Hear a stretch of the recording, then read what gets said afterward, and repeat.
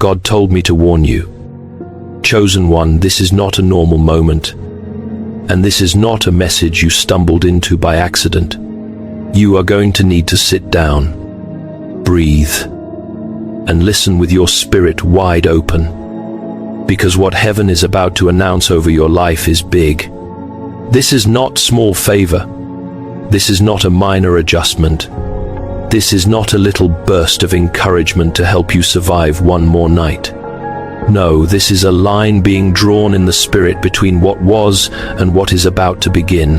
The Lord is saying that the season you have been living in cannot continue the way it has been.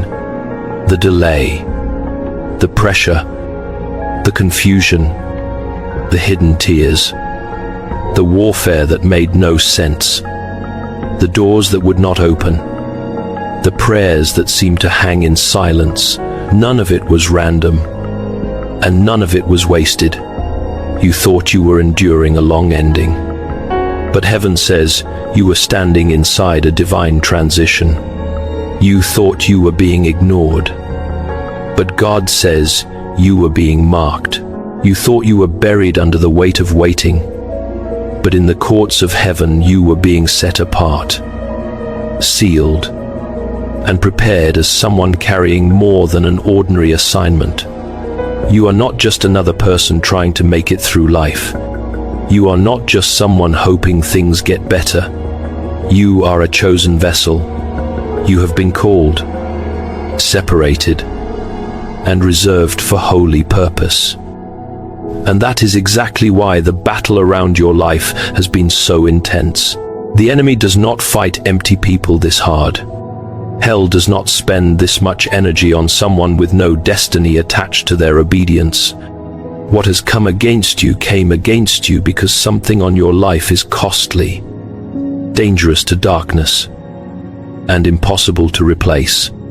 Hear this clearly. God is not merely about to comfort you, He is about to move you. He is about to interrupt patterns that have lasted too long. He is about to confront cycles that tried to define you.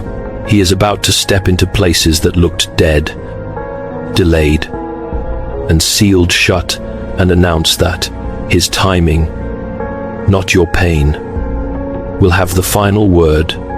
Chosen one, the Lord says, the old labels are breaking. The old season is losing its hold.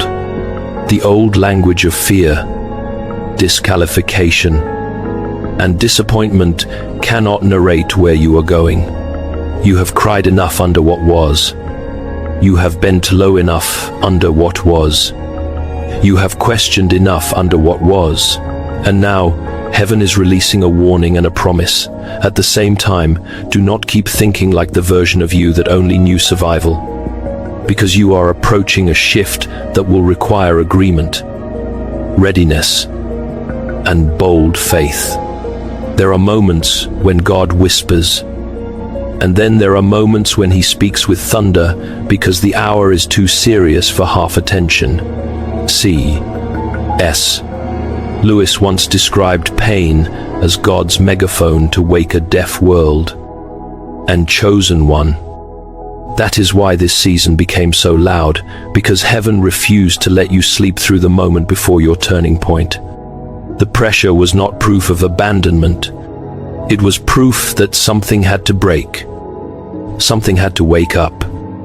Something had to come alive in you before the next door opened. This is why you have felt such holy unrest. This is why ordinary reassurance no longer works. This is why your spirit has been sensing that something is shifting, even when your circumstances have not caught up yet. God is telling you now, what is coming is bigger than what you asked for when you were only praying from pain. He is not preparing a small patch for your exhausted heart. He is preparing movement. He is preparing separation. He is preparing divine acceleration. He is preparing to distinguish your before from your after in a way that even you will not be able to deny. And because this word is not casual, your response cannot be casual either. If this is bearing witness in your spirit, if something inside you is trembling because you know heaven is speaking directly to you, then comment right now, "I am chosen, and I will not miss my hour." Declare it like someone coming into agreement with the voice of God over their life. Like this message, subscribe to this channel, and share it with someone else who needs this warning before their season shifts. Because what comes next will show you why the silence was never empty, it was sacred. You need to hear this with absolute clarity. Heaven did not lose sight of you in the wilderness. The God who formed you has watched every silent battle, every exhausted prayer. Every night you held yourself together in private while appearing strong in public. Not one tear disappeared into the ground unnoticed.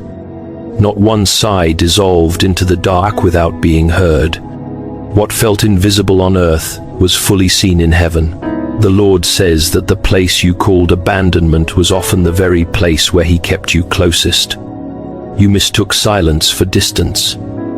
But it was not distance. It was depth. It was the kind of holy hiddenness where God does His most serious work, away from applause, away from noise, away from the opinions of people who could never understand what He placed on your life. There were days when you watched others move forward while you remained in what felt like the same painful chapter.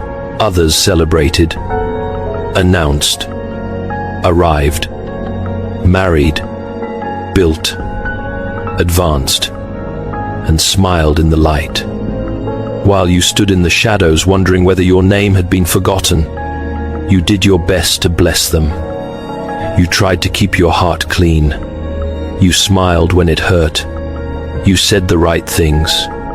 But underneath that faithfulness, there was a question you barely dared to say aloud. "Lord, did you pass me by?" And heaven answers that question now with force: no. He did not pass you by. He kept His hand on you when you could not feel it. He preserved you when you thought you were only barely surviving. He hid you because what is marked by God cannot always be exposed too early. Look at Hagar in the wilderness. She was cast out, emptied, and left in a place that looked like rejection. From every human angle, it seemed finished. It seemed harsh. It seemed like the story had narrowed into despair.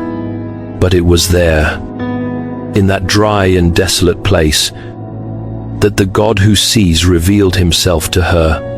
He did not arrive too late. He arrived at the exact moment her strength ran out, and He opened her eyes to what had already been provided nearby. That is the word over your life. Right now, what you thought was the proof that everything was over may become the very place where God reveals what He had already prepared. The wilderness was not sent to erase you. It exposed your need, stripped away false security, and positioned you for an encounter you would never have had if life had remained comfortable. That is why this season hurt so deeply. The Lord was not dealing with the surface. He was touching the roots. He was confronting the places where you had tied your identity to outcomes, people, timing, and visible progress. He was teaching you to live under His gaze instead of human recognition. He was showing you that being hidden is not the same as being discarded.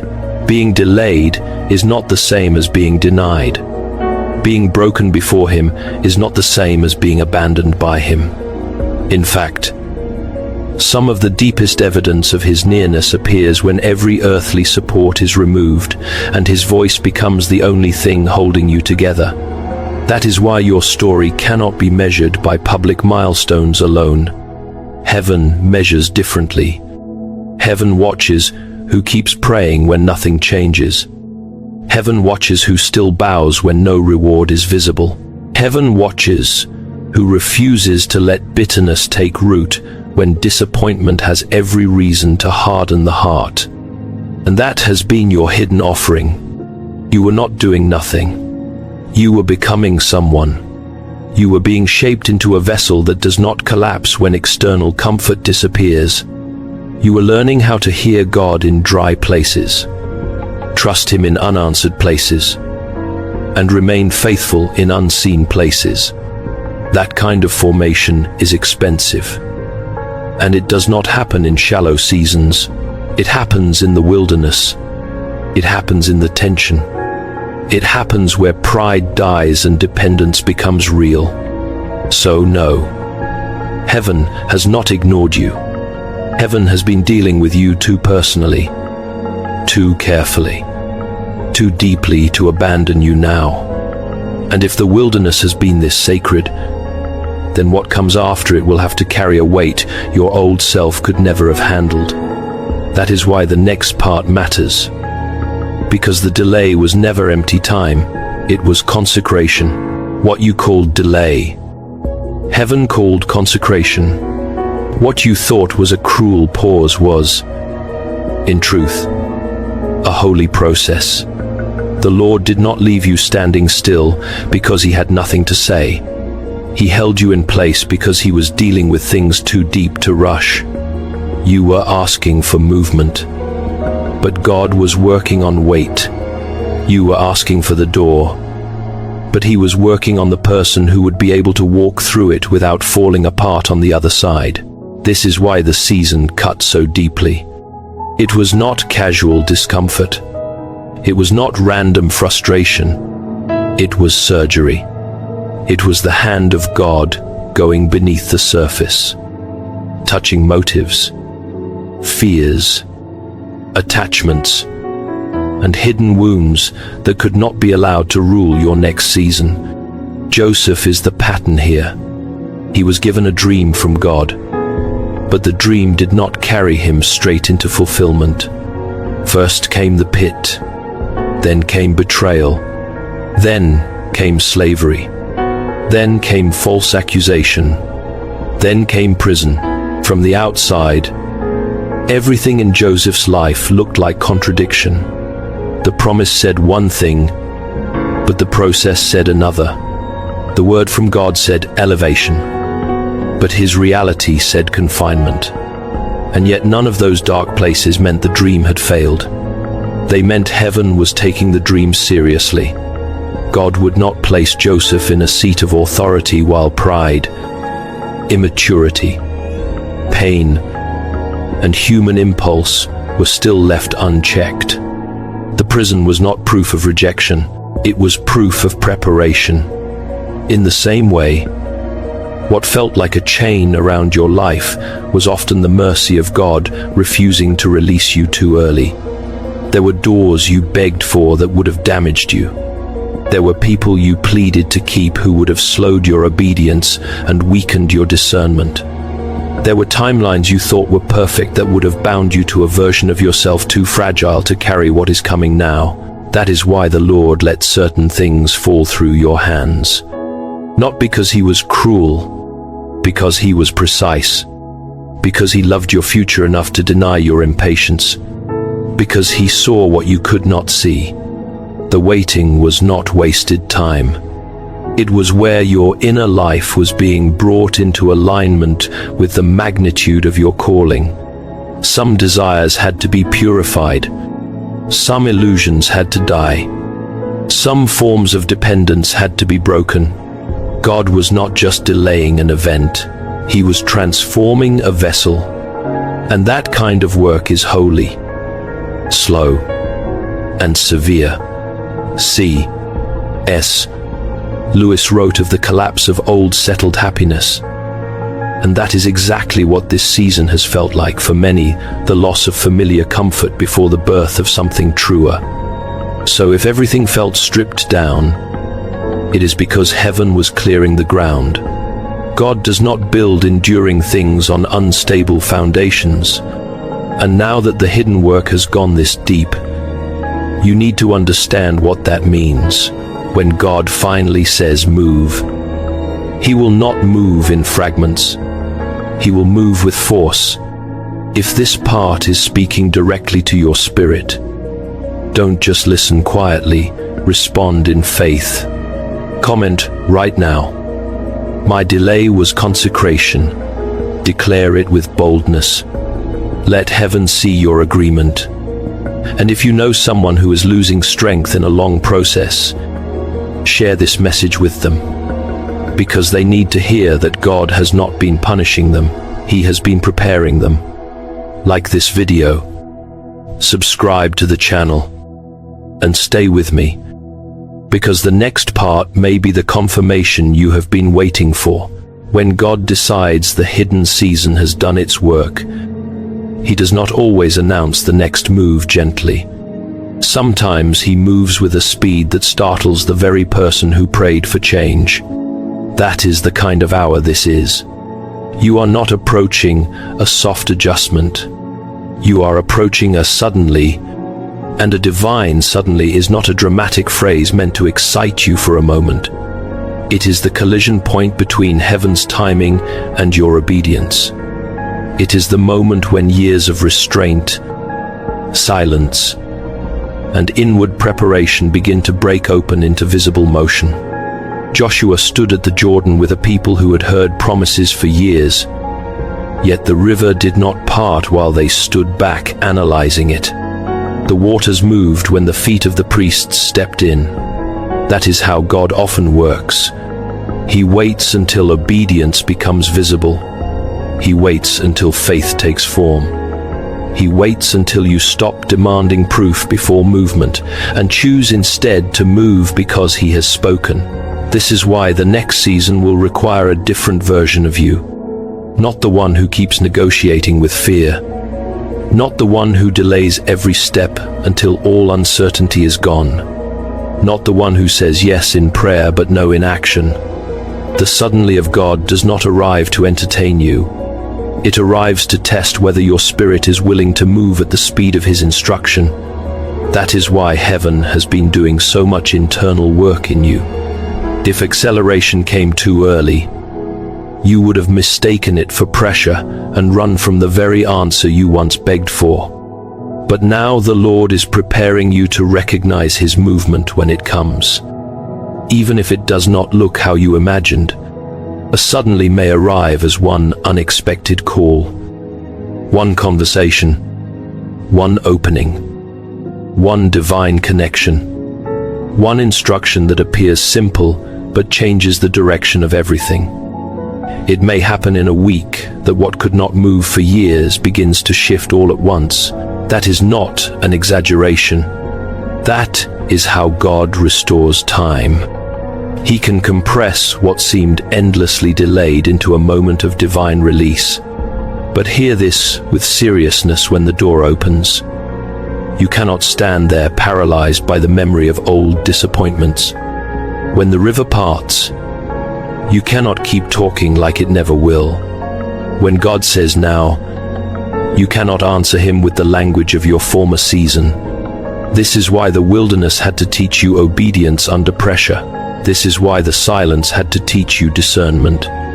This is why the delay had to expose every place in you that still bowed to fear. Because when the suddenly begins, heaven will not slow down to match your hesitation. God is not preparing to tease you with possibility. He is preparing to confront everything that said your life would stay stuck. And nowhere will that become more serious than in the relationships attached to your destiny.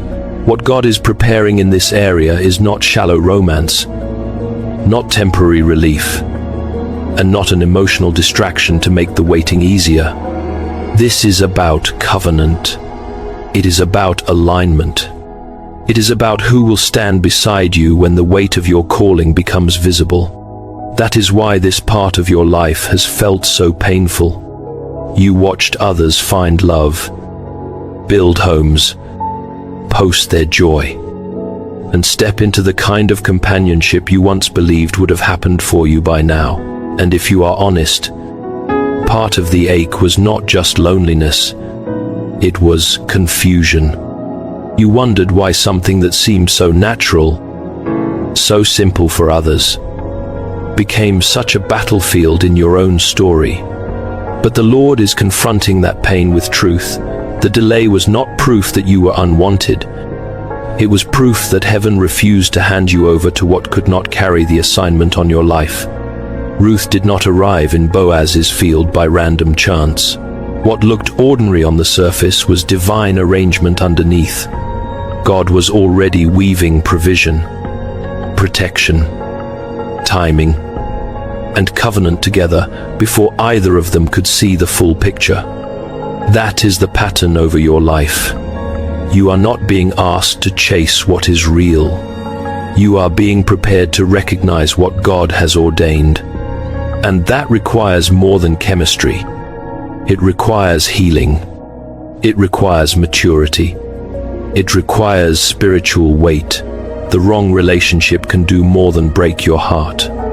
It can drain your discernment, confuse your identity, weaken your prayer life, distort your standards, and tie your future to someone who has no capacity to honor where God is taking you. That is why some relationships had to collapse. That is why some almost connections fell apart at the edge of becoming something serious. That is why some doors in love closed so sharply it left you stunned. It was not always punishment. Sometimes it was rescue. Sometimes it was the mercy of God cutting off what your emotions were willing to tolerate but your destiny could not survive. The Lord is not writing a rushed love story for you. He is guarding a covenant that must be strong enough to carry warfare, purpose, sacrifice, obedience, and glory. He is not merely preparing someone to admire you.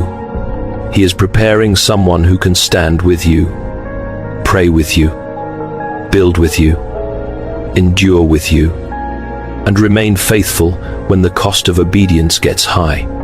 And while He has been working on you, He has also been working on them. He has been confronting their immaturity, exposing their patterns, purifying their motives, and teaching them what love looks like when it is submitted to God instead of driven by need. So, do not call it absence when heaven calls it preparation. Do not call it rejection when God calls it protection.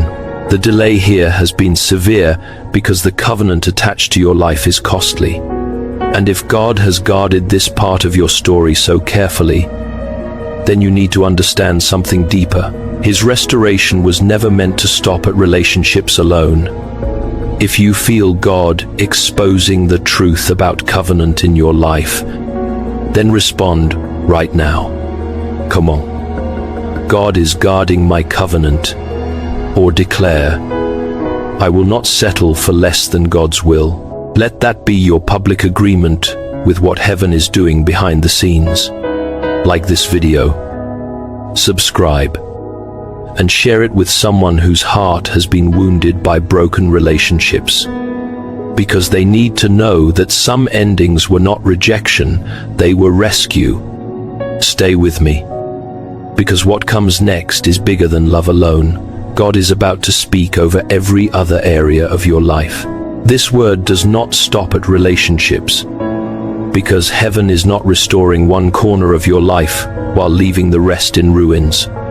God is dealing with the whole structure. He is touching your finances, your health, your calling, your work, your daily bread, and the private areas where you have quietly wondered whether anything will ever move again. Some have been grieving over love, but others have been grieving over bills, exhausted bodies, stalled careers, and dreams that once burned brightly but now feel buried under survival. Yet the Lord says none of those places are beneath His attention. None of them have been marked miscellaneous in heaven. Every closed area has been seen. Every delayed area has been measured.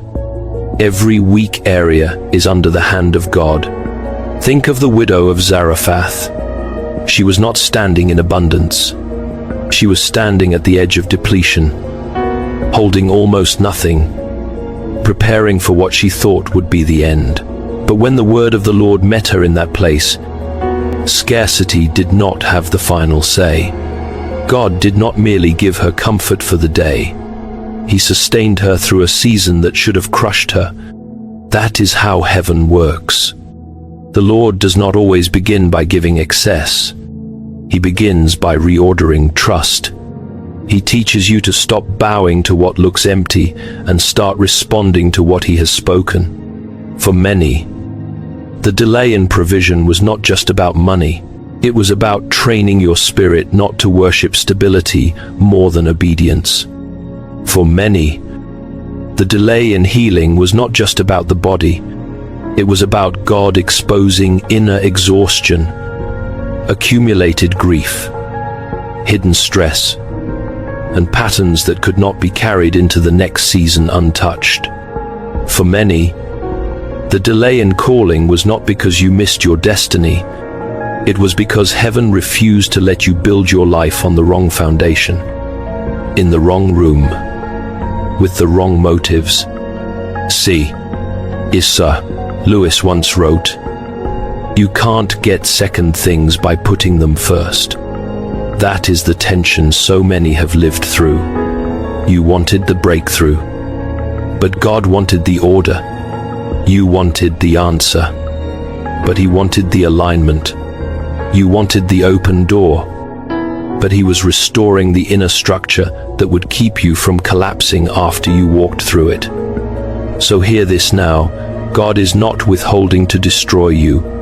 He is arranging, correcting, and preparing to release what fits His purpose for your life. And if so many areas have felt under pressure at once, then you must understand why the attack has felt so targeted.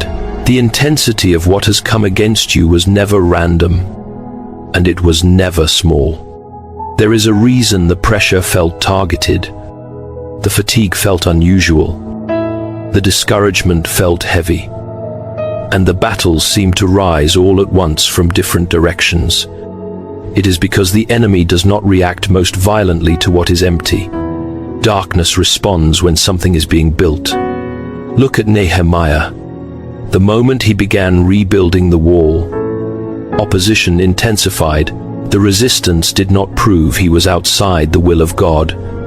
It proved he was threatening something the enemy wanted to keep in ruins. That is the pattern over your life.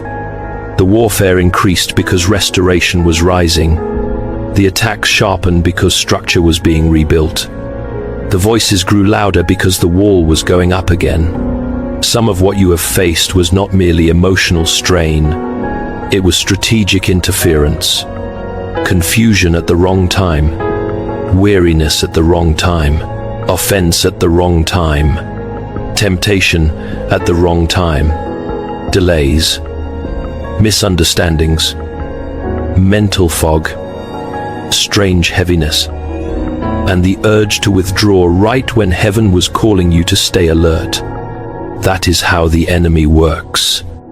He looks for the vulnerable moment before breakthrough and tries to make you step back. Go numb. Lose language. Lose focus. And interpret pressure as failure. But pressure is not always failure. Sometimes pressure means you are standing at the edge of construction that hell can already see. That is why you cannot read this season through natural eyes alone.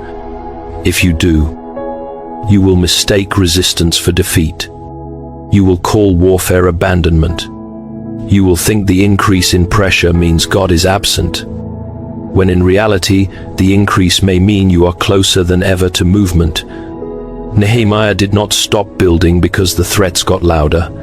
He built with greater vigilance. One hand worked. One hand stayed ready.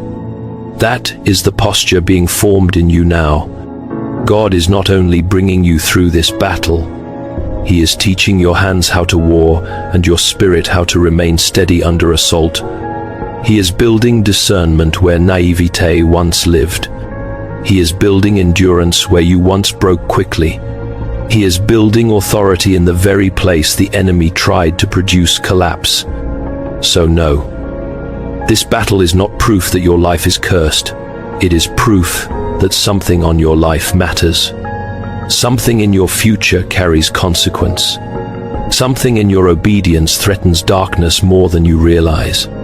And if you stand in this hour without surrendering your peace, your purity, your courage, or your yes to God, you will not leave this season empty-handed. You will leave carrying weight, sight, and spiritual authority you did not have before. That is why the pressure intensified, not because God stepped back, but because the wall is rising, and when the wall rises, the signs of breakthrough are never far behind.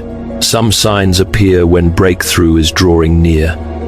And one of the most important things you can learn in this hour is how to recognize them without misreading them. Many people expect the approach of blessing to feel peaceful, clear, and immediately rewarding. But often the first evidence of movement in the spirit feels uncomfortable.